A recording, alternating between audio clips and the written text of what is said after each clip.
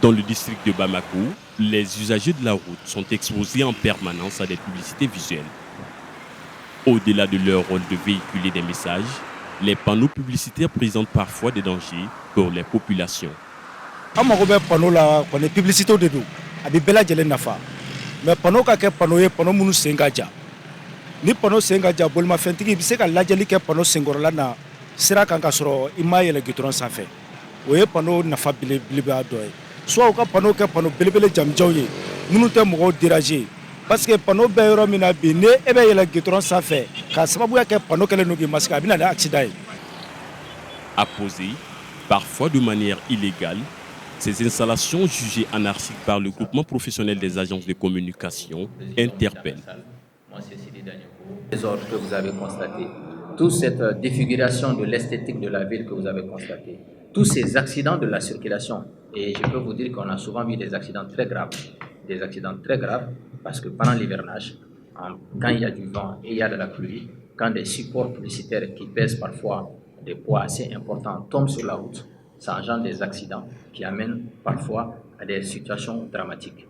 On a vu parfois des gens être hospitalisés, des gens être évacués en traitement parfois hors du Mali à cause de blessures graves causées à la suite de supports publicitaires qui sont tombés sur les voies routières.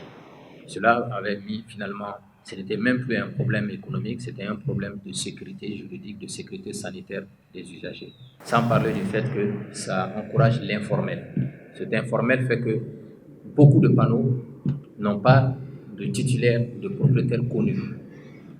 Des agents dans les mairies ont installé tout simplement des panneaux un peu partout, donc ils deviennent juges et partis.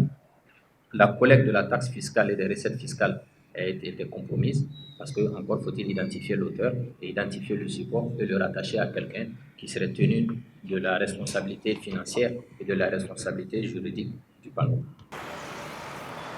Il y a 5 ans, plus de 1500 panneaux ont été recensés dans la capitale malienne.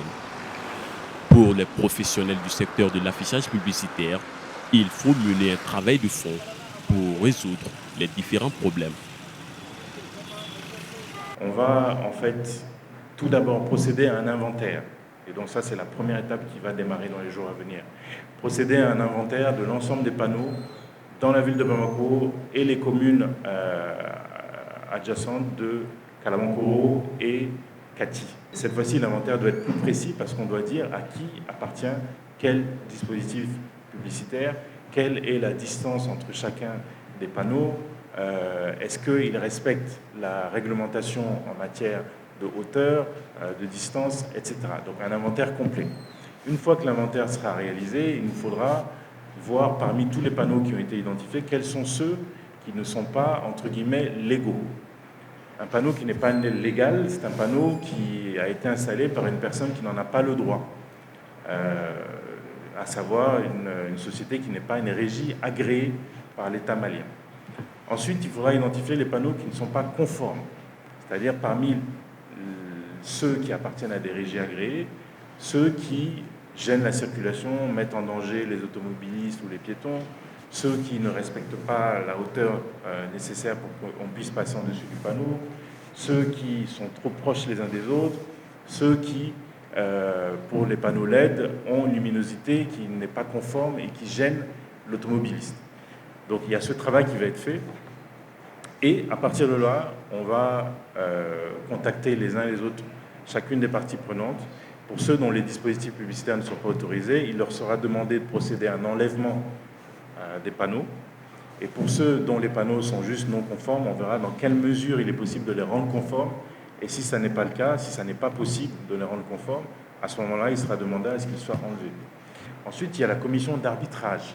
Parce que dans toute œuvre humaine, dans toute politique, et notamment dans la régulation, il peut y avoir des conflits, des difficultés ou des simples incompréhensions. C'est un secteur à vocation commerciale. Ça veut dire qu'il y a des enjeux financiers qui sont là.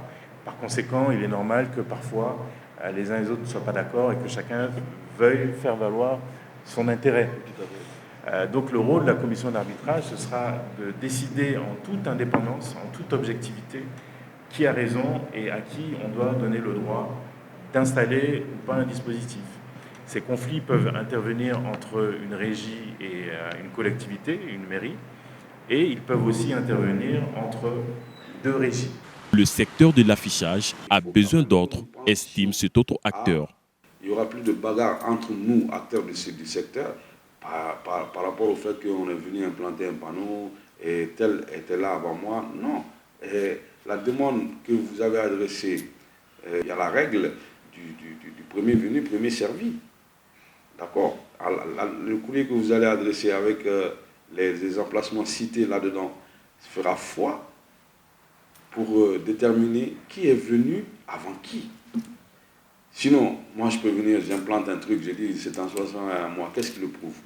Rien ne le prouve. Mais aujourd'hui, avec la commission, vous envoyez un courrier, vous dites voilà, moi je voudrais implanter ici, ici, ici. Ah, attention, ici, on ne peut pas implanter. Ah, attention, vous pouvez implanter ici, mais voici les normes qu'il faut respecter. Vous voyez, il faut quand même mettre de l'ordre dans le secteur. Il faut vraiment mettre de l'ordre dans le secteur. Actuellement, 22 régies publicitaires sont autorisées à exercer au Mali.